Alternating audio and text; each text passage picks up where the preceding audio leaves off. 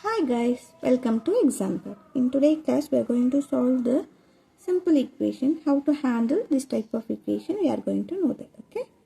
For that, first of all I am going to take this equation 3 minus 3x by 4 which is equal to 6x plus 3.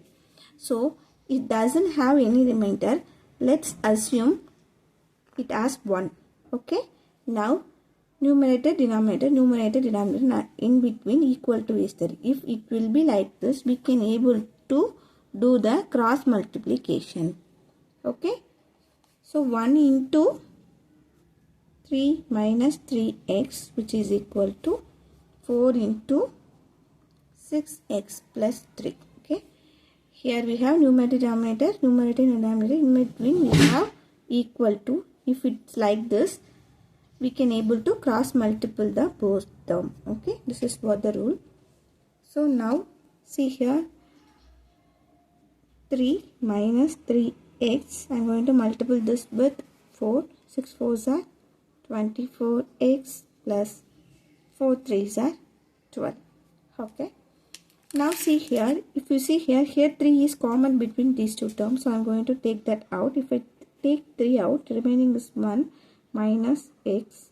Similarly here, if you see here 12 is common between these two. So I am going to take that out. Here 2x plus 1. Okay.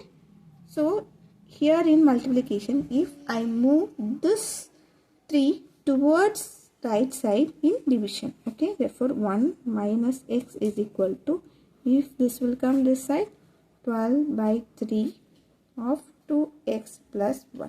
Okay. Now 1 3 is 3, 4 3s are 12. Okay. Now what we will get? 1 minus x is equal to 4 of 2x plus 1. Okay. Now what we have to do? 1 minus x, I am going to multiply this with this. 4 into 8x, 4 into 2, 8x plus 4 into 1, 4. Okay. Now I am going to move